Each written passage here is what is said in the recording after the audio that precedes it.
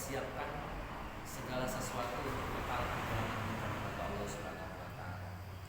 Maka kita memaksimalkan apa yang bisa kita lakukan di muka bumi ini dalam rangka kita mempersiapkan bekal kepulangan kita. Nah, pangkal dari setiap kelalaian dan maksiat ya, adalah merasa puas diri.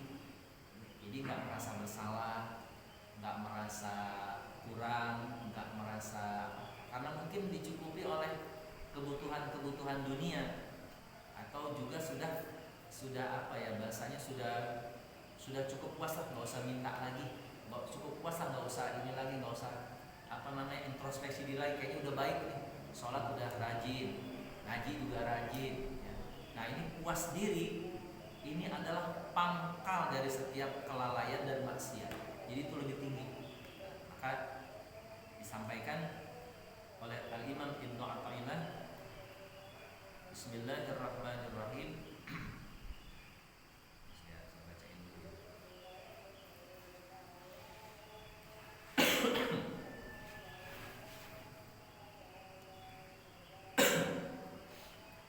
Bismillahirrahmanirrahim.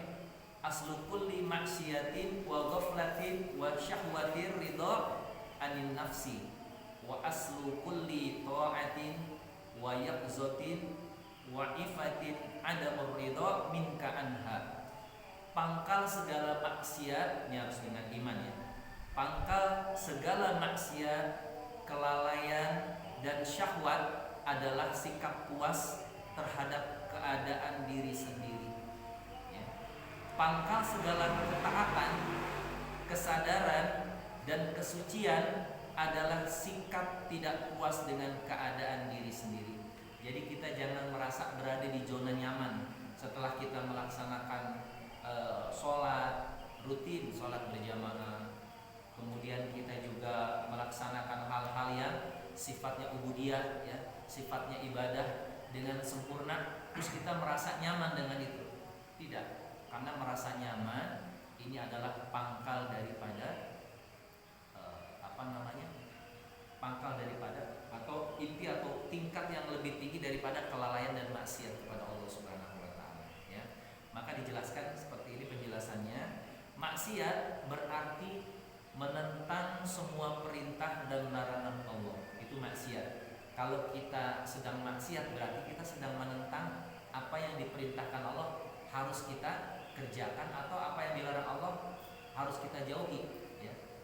Tapi kita malah terbalik gitu, perintah Allah kita langgar, larangan Allah kita kerjakan. Nah, itu namanya kita maksiat ya. Maka kelalaian berarti hati tidak waspada dan tidak sadar tentang kehadiran Allah Subhanahu wa taala. Jadi lalai itu ya itu. Jadi kita ini melakukan sesuatu, kita nggak mengetahui atau kita tidak menyadari bahwa kita ini selama ini dipantau oleh Allah, selama ini dinilai oleh Allah Subhanahu wa taala, diperhatikan oleh Allah Subhanahu wa taala. Tapi kita tetap melaksanakan sesuatu yang tidak diridhoi Allah Subhanahu wa taala. Jadi seolah-olah kayaknya Allah nggak ngeliatin gitu. Nah, itu namanya kelalaian. Kita lalai nih, misalkan sholat kita nggak tepat waktu. Kita lalai nih, misalkan sholat kita ini seringkali kesiangan, padahal bisa disiasati.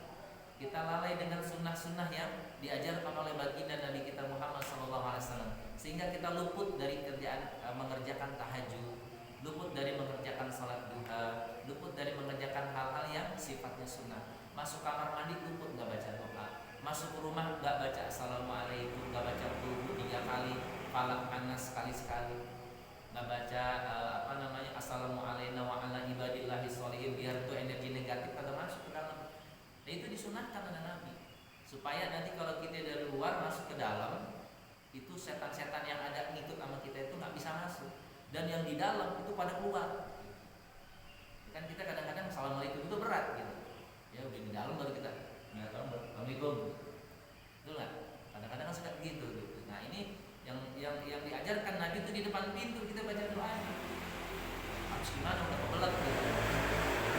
Baca itu sebelum sampai ke depan pintu. Tahan dulu sebentar, sejenak kita baca. Minimal kita baca assalamualaikum, tapi menghadirkan hati dalam rangka kita berdoa assalamualaikum. Jadi kita berdoanya keselamatan orang yang ada di dalam. Nah, bagaimana dengan diri kita yang bawa setan kadang-kadang nih masuk ke dalam? Kita kan kalau udah lelah setan ke bawah tuh. Kalau udah lagi galau, nggak dapat apa-apa, misalkan di jalan kita usaha atau ada yang bikin kita kesel di jalan, itu setan kita ngikut tuh.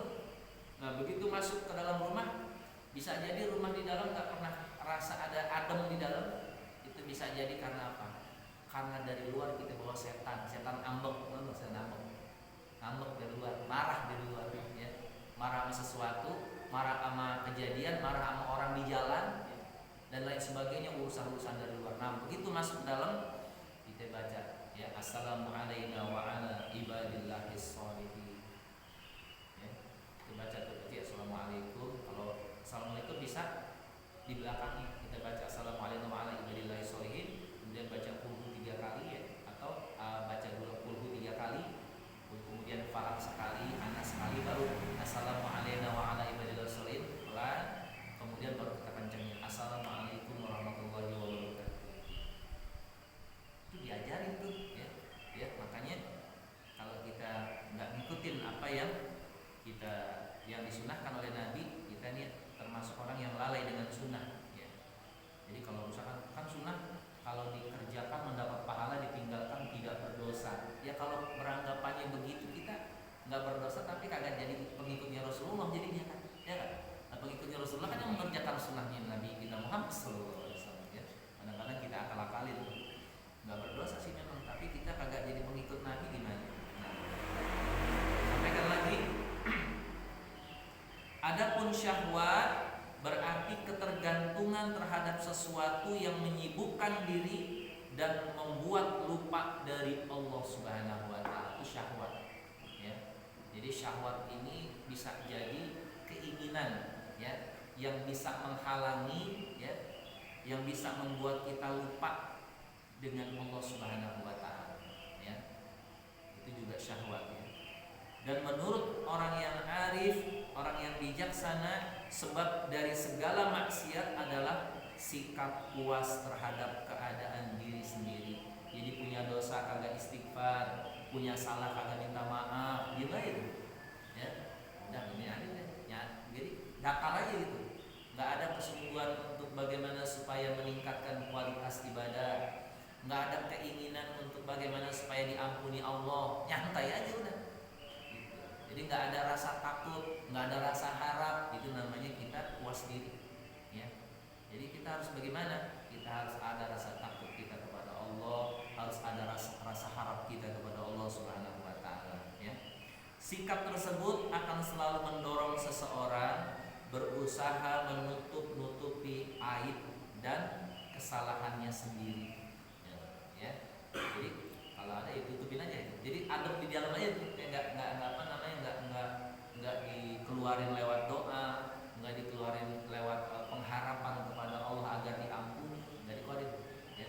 Santai aja gitu. Sehingga yang buruk ini akan dijadikan baik. Nah, ini yang bahaya. Kalau yang buruk itu udah dijadikan baik, udah ini mah wajar, Pak. Kalau dosa-dosa segini mah wajar. Ya kalau haram-haram dikit mah nggak apa-apa, kita istighfar juga. Nah, itu yang kayak begitu tuh, model-model begitu tuh, ya. Model-model begitu tuh, itu yang namanya puas diri, merasa puas diri, ya. Jadi pasti dia akan menentang atau melanggar apa yang sudah ditentukan oleh Allah Subhanahu wa taala, ya. Nah, jadi akan menganggap baik semua kondisi pribadinya dan merasa nyaman dengan semua kondisi itu, ya. Jadi ya mau halal kayak mau haram, jadi udah terabas aja, yang penting gue dapat. Nah, kayak begitu modelnya, gitu, ya. Siapa yang menganggap baik semua kondisi pribadinya akan lalai dari Allah Subhanahu wa taala. Jadi manusia itu nggak pernah bisa aman, ya. Nggak pernah bisa nyaman kecuali semua disandarkan kepada Allah Subhanahu wa taala. Ketika datang karunia itu lagi nggak aman tuh. Datang karunia, ya, dapat kebaikan itu nggak aman kalau kita belum bersyukur kepada Allah. Datang ujian bala dan musibah itu pun masih nggak aman kalau kita tidak bersabar. Jadi nggak ada yang namanya aman dalam hidup ini, karena dua-duanya itu antara syukur dan sabar itu senantiasa hadir dalam kehidupan kita. Ujian syukur, ujian sabar itu dua-duanya akan silih berganti, Jadi mana mungkin kita bisa aman, ya. Maka siapa yang dikuasai oleh syahwat tentu akan mudah terjerumus pada maksiat, ya. Syahwat itu halus banget, dari mulai keinginan wajar, manusia dia punya keinginan ini, keinginan belanja, keinginan untuk taat pun, ya. Itu juga bisa nanti setan juga masuk tuh kalau kita nggak ditolong Allah, ya, artinya kita tidak minta pertolongan kepada Allah. Saat taat pun bisa masuk. Kapan saat taat itu bisa masuk? Saat kita sedang berzikir, setan masuk.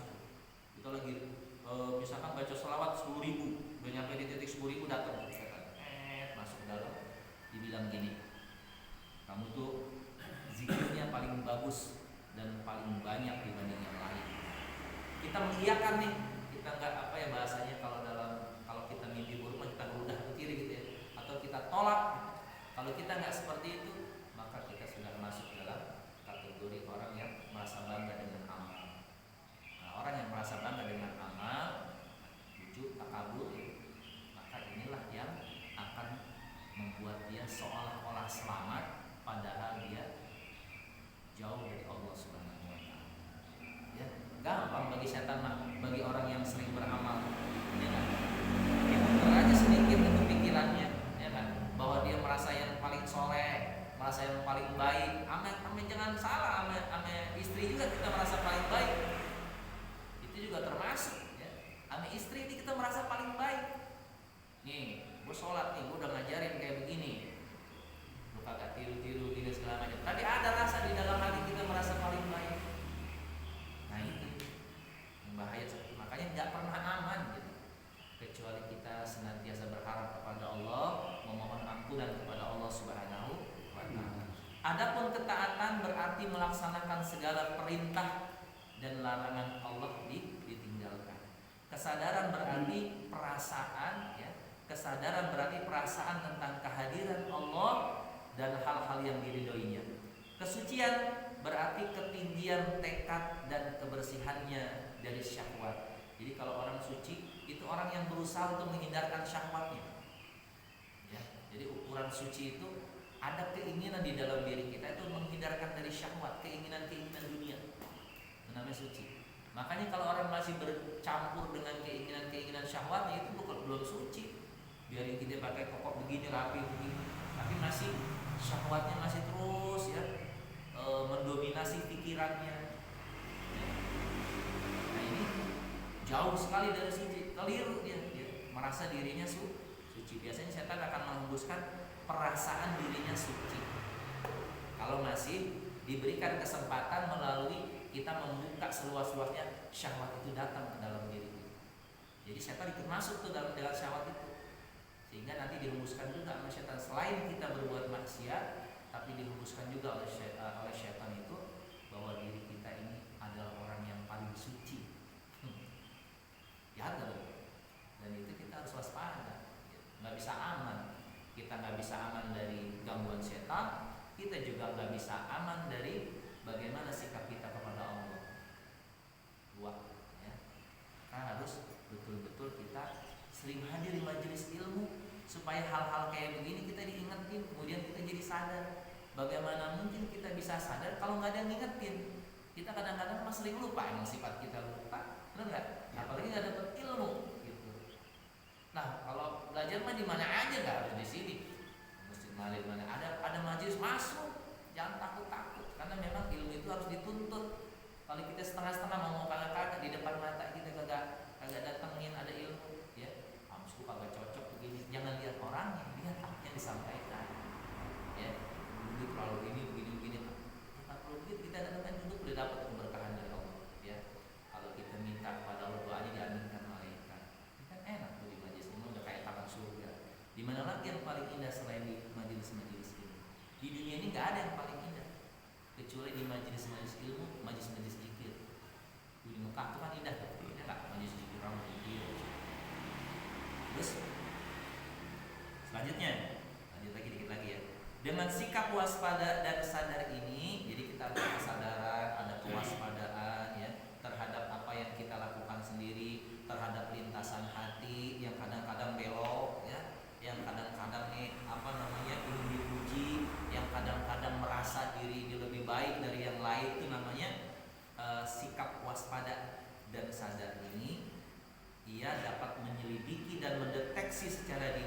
bisikan-bisikan hatinya, ini bisikan setan, apa emang ini dari malaikat yang dikirim oleh Allah Subhanahu wa taala. Itu jadi tahu kalau kita punya kewaspadaan, ya. Ia tidak akan menganggap baik semua kondisinya dan tidak akan tenang dengan semua itu. Barang siapa memiliki sifat seperti ini, maka ia akan selalu sadar, selalu waspada terhadap segala yang datang dan menyerang. Karena memang yang paling jarang kita pelajari adalah ilmu bagaimana menangkis godaan setan. Bapak udah pada hatam belum menangkis godaan setan? Ada nggak di sini yang udah hatam ilmunya? Ini belajar kita syariat nih, tapi kagak belajar ilmu menangkis godaan setan. Bablas kita. Lah beramal dimasukin riya, betul nggak? Kita kagak beramal jadi orang bodoh, terus tuh perangin terus. Kita kagak belajar. Kita pakai jurus ini, dia lewat sini. Kita udah tutup di sini, dia lewatnya atas, lewat celah. Apa di sini ada orang yang kayak begitu bisa aman tuh? Kecuali ditolong Allah Subhanahu wa taala. Maka bagaimana cara supaya ditolong Allah? Jauhkan dari sifat-sifat syaitan. Ya, kita kalau baca tahu kan auzubillahi minasyaitonirrajim. Aku berlindung kepada Allah dari segala tipu daya syaitan yang terkutuk. Tapi sifat syaitan kita masih ada di dalam diri kita. Gimana coba kita berlindung? Sama aja gua kagak mau megang HP lagi. Gini nih. Ya, gua enggak mau megang HP, gua kagak mau lagi megang mic, gua kagak mau lagi minum, tapi megang. Ini sifat-sifat yang ada di dalam diri kita apa? Sifat sombong, sifat dengki, sifat iri, sifat hasad. Itu tiap hari kita tuh kadang-kadang ada peluang itu. Tapi kita minta berlindung kepada Allah. Justru seharusnya ketika kita minta berlindung, nah kita jauhin tuh sifat-sifat syaitan itu. Ya, itu baru namanya kita benar-benar berlindung. Gitu. Ada orang berlindung dari hujan, tapi hujan-hujanan gitu kan, aneh. Pengen kagak hujan, nggak bisa nih kena hujan, tapi lagi ngomong itu lagi hujan-hujanan gitu, gimana coba tuh? Ya kan kayak orang gila kan gitu. Nah itu makanya mudah-mudahan kita sadar gitu bahwa kita ini sangat butuh pertolongan Allah, ya, sangat butuh ampunan Allah, sangat harus tahu bagaimana strategi syaitan dalam menggoda kita, harus tahu bagaimana lintasan hati, apakah ini dari syaitan, ataukah ini dari malaikat yang dikirimkan Allah. Kita harus tahu. Kalau kagak tahu ya sampai kita nanti beratnya apa, kapan beratnya? Beratnya nanti saat sakaratul maut. Karena tidak bisa membedakan mana syaitan, mana malaikat. Makanya lihat ayahnya datang. Ibunya nih nyambut. Dia nggak tahu tuh bukan ibunya, itu syaitan. Kecuali Rasulullah. Kalau Rasulullah asli Rasulullah. Ya, Rasulullah itu nanti ada yang rajin sholawat, baca sholawat itu nggak berhenti-henti, tapi sambil menghadirkan kerinduan dengan Rasulullah. Itu nanti disambut Pak sama Rasulullah. Selain malaikat Israel, Rasulullah juga nyambut, bidadari juga nyambut. Aduh. Bapak kayak gini kan kita kalau bicara bidadari, masya Allah. Rasulullah aja sampai nunduk begitu. Kenapa ya Rasulullah? Kenapa nunduk ketika seorang sahabat itu nanti dalam keadaan syahid nanti? Akhirnya kemudian Rasulullah menjelaskan, aku tadi melihat bidadari yang menyertainya naik bersama ruhnya, itu tersingkap betisnya. Rasulullah saking indahnya, ya. Itu sama dengan bidadari Pak. Ya, mudah-mudahan bapak-bapak bisa bertemu bidadari semuanya, amin. Amin. Kenceng banget ya. Ya itu ya. Jadi sikap puas terhadap keadaan diri sendiri adalah sikap orang-orang yang mempelajari ilmu lahir, yang tidak mau mengakui aib diri sendiri. Oleh karena itu, Al-Imam Ibnu Athaillah melarang kita untuk berteman dengan orang-orang semacam itu. Ya, jangan akrab banget sama yang kayak begitu. Kalau bisa, yang ada di diri kita nih kita lepas tuh, ya, sifat-sifat yang buruk dari diri kita. Maka dengan sikap waspada dan sadar ini, kita ini akan dapat menyelidiki, mendeteksi secara dini bisikan-bisikan hati kita, ya. Saat itu api syahwat ya akan padam ketika atau sehingga tidak bisa menguasai diri kita. Buahnya, hasilnya nanti ia akan menjadi suci asli. Karena ada suci yang disuci-suciin gitu. Ini suci benar-benar suci gitu ya. Dengan demikian ia akan menjauhi semua larangan Allah dan mentaati semua perintahnya. Itulah makna taat kepada Allah Subhanahu wa taala. Baca mungkin ya, insyaallah mudah-mudahan uraian singkat ini bahwa kita semakin menyadari akan betapa pentingnya kita mewaspadai apa yang terjadi dalam hati kita, pikiran kita, kemudian menyikapi dengan sikap yang baik terhadap apa yang terjadi yang merupakan ini takdir dari Allah Subhanahu wa taala, suratan dari Allah Subhanahu wa taala. Enggak ada yang buruk yang Allah takdirkan dalam diri kita. Yang buruk adalah sikap yang salah ketika kita menyikapi takdir yang terjadi dalam diri. Kalau yang baik atau karunia kita sikapi syukur, kalau yang berat, yang bala, yang musibah kita sikapi sabar, maka kedua hal itu jadi kebaikan buat kita. Ya. Ma asobaka min hasanatin fa min Allah. Apapun kebaikan semua datangnya dari wa ma asobaka min sayyi'atin fa min Allah. Dan keburukan itu datang dari kesalahan diri kita sendiri. Ya, saya cukup sekian, kurang lebihnya mau dibukakan, minta maaf yang seluas-luasnya. Mari sama-sama